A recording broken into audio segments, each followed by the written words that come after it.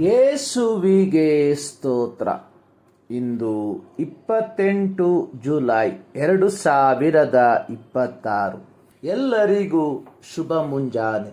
ಈ ದಿನದ ಧ್ಯಾನ ಭಾಗ ಇಬ್ರಿಯರಿಗೆ ಬರೆದ ಪತ್ರಿಕೆ 8ನೇ ಅಧ್ಯಾಯದ 1ನೇ ವಾಕ್ಯ. ನಾವು ಈಗ ಹೇಳುವ ಸಂಗತಿಗಳಲ್ಲಿ ಮುಖ್ಯವಾದ ಮಾತೇನೆಂದರೆ, ಪರಲೋಕದೊಳಗೆ ಮಹತ್ವವುಳ್ಳ ದೇವರ ಸಿಂಹಾಸನದ ಬಲಗಡೆಯಲ್ಲಿ ಆಸನಾರೂಢನಾದಂಥ ಮಹಾಯಾಜಕನು ನಮಗಿದ್ದಾನೆ. ಇಬ್ರಿಯ ಗ್ರಂಥಕರ್ತವು ಈ ಭಾಗಕ್ಕೆ ಬರುವಾಗ ಸ್ಪಷ್ಟವಾದ ಪರಿವರ್ತನಾ ಹೇಳಿಕೆಯನ್ನು ಹೇಳಿರುವಂಥದ್ದಾಗಿ ನೋಡುತ್ತೇವೆ. ಪರಿವರ್ತನಾ ಪದದ ಅರ್ಥ ಹಳೆಯ ಒಂದು ಸ್ಥಿತಿ ಅಥವಾ ವ್ಯವಸ್ಥೆಯಿಂದ ಹೊಸ ಒಂದು ಸ್ಥಿತಿಗೆ ಅಥವಾ ವ್ಯವಸ್ಥೆಗೆ ಬದಲಾಗುವ ಒಂದು ಪ್ರಕ್ರಿಯೆ. ಯಹೂದ್ಯರಿಗೆ ಸಂಬಂಧಿಸಿದಂತೆ ದೇವಾಲಯ, ದೇವದರ್ಶನ ಗುಡಾರ, ಯಾಜಕ ಸೇವೆ, ಮಹಾಪುರೋಹಿತ ಎಲ್ಲವೂ ಅಕ್ಷರಿಕವಾದಂಥದ್ದು. ಲೇವಿಕ ಗೋತ್ರದಿಂದ ನೇಮಿತರಾದ ಮಹಾಯಾಜಕರು ತಮ್ಮ ಮಹಾಯಾಜಕ ಸೇವೆಯ ಕಾಲಘಟ್ಟಗಳಲ್ಲಿಯೇ ಮರಣಿಸಿದರು. ಇಸ್ರಾಯೇಲ್ಯರ ಮೊದಲ ಮಹಾಯಾಜಕನಾಗಿದ್ದ ಆರೋನನು ಹೋರೆಂಬ ಬೆಟ್ಟದ ತುದಿಯಲ್ಲಿ ಸತ್ತು ಹೋದನು. ಅರಣ್ಯಕಾಂಡ 20 ಅದರ 28ನೇ ವಾಕ್ಯ. ಆರೋನನು ಮೊದಲುಗೊಂಡು AD 70ರಲ್ಲಿ, ಅಂದರೆ ರೋಮನ್ನರು ಯೆರೂಸಲೇಮ್ ದೇವಾಲಯವನ್ನು ಧ್ವಂಸಗೊಳಿಸುವ ಸಮಯದಲ್ಲಿ ಮಹಾಯಾಜಕನಾಗಿದ್ದ ಫೆನ್ನಿಸ್ ಬೆನ್ ಸ್ಯಾಮುಯೇಲ್ ತನಕಾಗಿದ್ದ ಎಲ್ಲಾ ಮಹಾಯಾಜಕರು ಮರಣಿಸಿದರು. ಅಲ್ಲಿಗೆ ಯಹೂದ್ಯರ ಸಾಂಪ್ರದಾಯಿಕವಾದ ಮಹಾಯಾಜಕ ಸೇವೆಯು ಕೊನೆಗೊಂಡಿತು.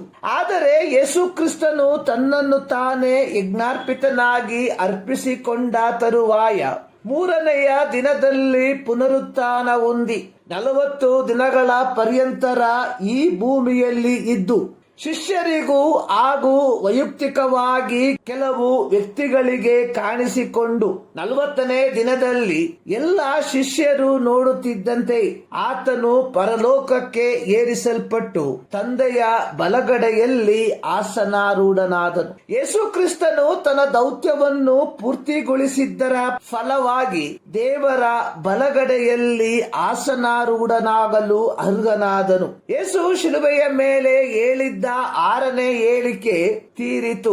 ಯೋಹಾನ 19 ಅದರ 28ನೇ ವಾಕ್ಯ.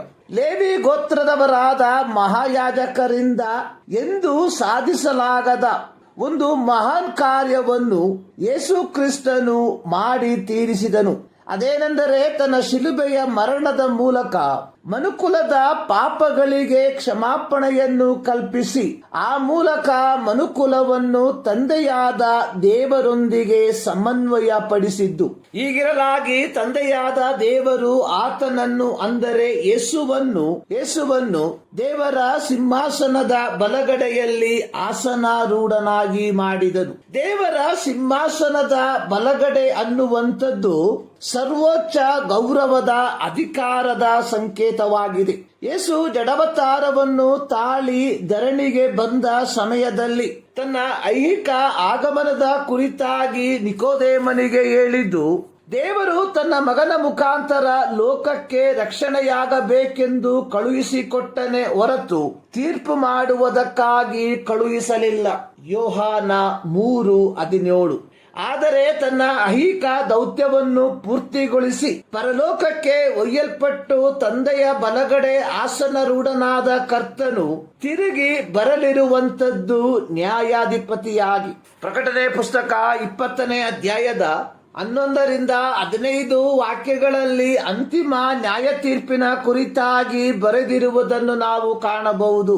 ಇಲ್ಲಿ ಒಂದು ವಿಚಾರವನ್ನು ಹೇಳಬಯಸುವಂಥದ್ದು, ದೇವರ ಮಕ್ಕಳಾಗಿರುವ ನಾವುಗಳು ನಂಬಿಗಸ್ತರಾಗಿ ಯೇಸು ಕ್ರಿಸ್ತನು ನಮಗೆ ವಹಿಸಿರುವ ದೌತ್ಯವನ್ನು ಪೂರ್ತಿಗೊಳಿಸಿದರೆ ನಮಗೂ ಈ ವಾಗ್ದಾನವು ಕೊಡಲ್ಪಟ್ಟಿದೆ.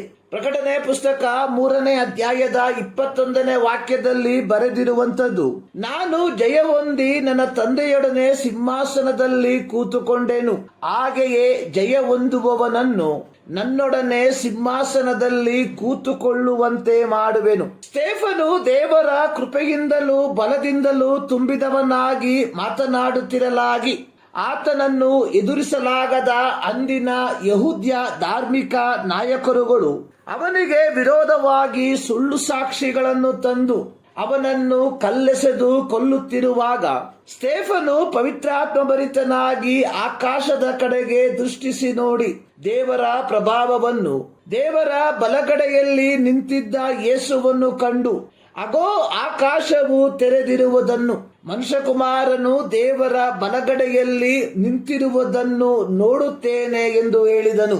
ಅಪೊಸ್ತಲರ ಕೃತ್ಯ 7ನೇ ಅಧ್ಯಾಯ 55-56 ವಾಕ್ಯ.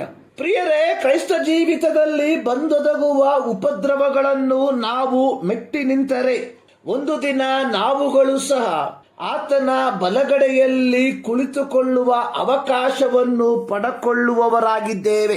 ಈ ಮುಂಜಾನೆಯಲ್ಲಿ ಸರ್ವಶಕ್ತನಾದ ದೇವರು ಈ ಅಧ್ಯಯನದ ಮೂಲಕ ನಿಮ್ಮನ್ನು ಆಶೀರ್ವದಿಸಲಿ.